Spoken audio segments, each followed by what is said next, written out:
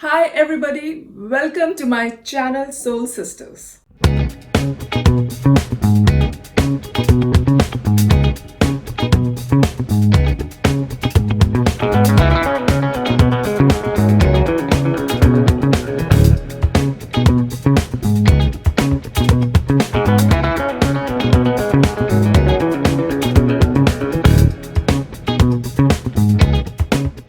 In today's episode, I want to talk about Indian matchmaking and Jane Austen.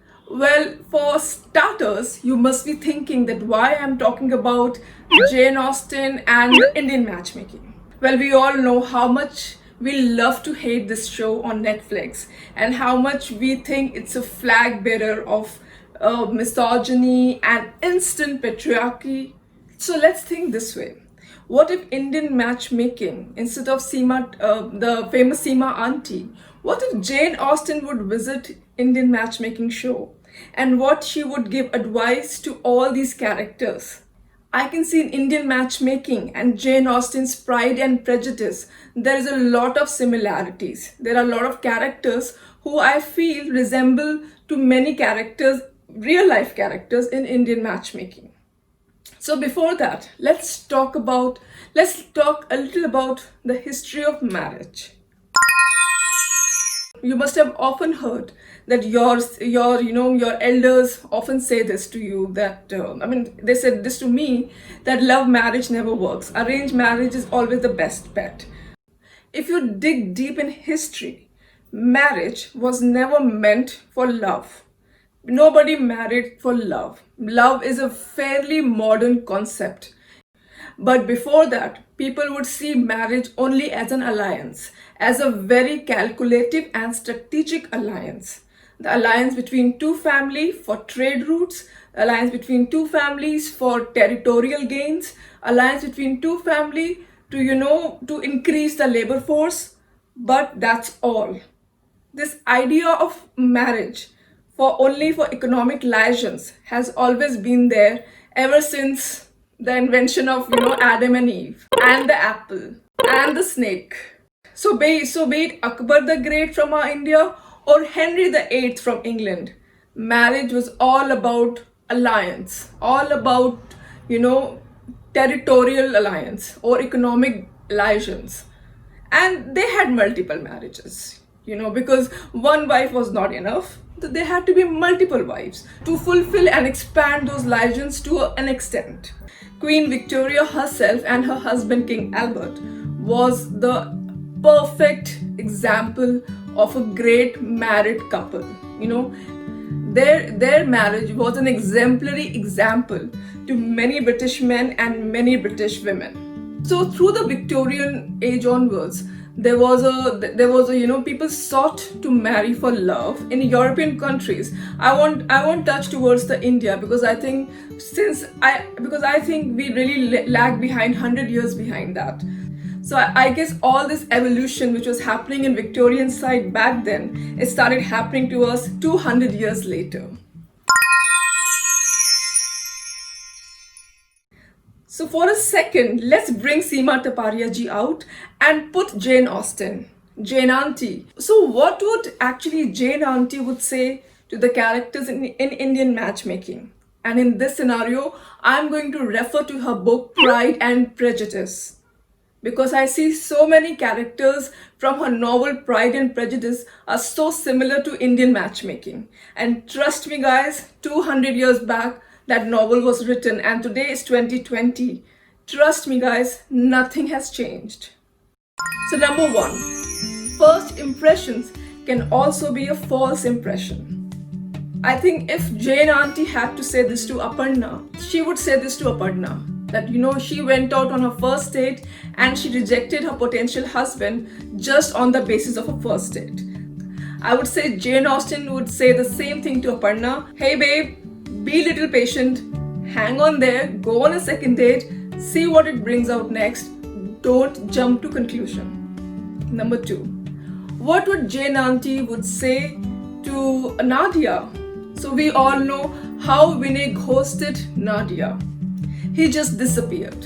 So basically, Jane Austen would have said this to Nadia as well as Vinay, that missed communication is also a miscommunication. Now coming back to one of my most favorite character from Indian matchmaking is Akshay. In Pride and Prejudice, I remember Mr. Darcy said this to Mr. Bingley very clearly. He pursued him not to marry Jane Bennet, or reject her proposal. So Jane Austen in the novel Pride and Prejudice, like the way Darcy said, you do not marry a person, you marry a family. So if you think about situation of Pradyumna and Vyapar, if Jane Auntie had to elaborate that situation, she would actually refer to her character Charlotte in Pride and Prejudice. So Miss Bennet was highly shocked when she comes to know that her best friend Charlotte Lucas married Mr. Collins. Mr. Collins is a man which Miss Bennet has been, rejecting his proposals, rejecting his, love letters, has been rejected. She never approved of him as her suitor. So it came like a shattering shock to her when her best friend married the guy Miss Bennet rejected. But later on in the novel, when she visits her, she realizes that how happy Charlotte is and how content, and she has made peace with her situation. And then she realizes what might not suit her. It's not necessary, it might not suit others too. According to me, the problem comes when we try too hard to fit into those cliches, and also to conform to those stereotypes which have been coming over the centuries, by be it caste, be it color, be it your gender biases. And most importantly, at the end of this thing, I would like to say, I know how much we hate Indian matchmaking, and I know how much Seema Auntie, although she's laughing her way to the bank for being hated, for being popular as the most hated matchmaking auntie. But let me tell you guys, I do agree in one thing she said. You have to compromise. When I hear the word compromise, I would like to refer to it as adjustment. There is no way that you cannot do anything without adjustment. If we don't have a perfect relationship with our parents, with our children, with our friends, with our siblings, with our work colleagues, then why do we need to have a perfect marriage? You need to make adjustments, you need to be open, and like any relationship, marriage is all about balance and growth. So no relationship is perfect, be with your siblings or your parents or your colleagues or your friends or your children. So why there is expectations from marriage to be perfect? To some couple, maybe they want to be posh and Beckhams, or maybe to another couple, maybe they want to be Key and Car, or maybe some couple, they just want to be simply themselves, not really adhering to the normal traditional expectations, because it's a very individual personal choice. You really don't know. So now let me sum up the entire thing in just one line. Improve your vibe, attract your tribe, and just go with the flow. I hope you like my take on Indian matchmaking and Jane Austen's Pride and Prejudice. If you have any comments or if you have any feedback, please feel free to write in the comment section below, and also share this video, like it, and also like the channel, subscribe to it.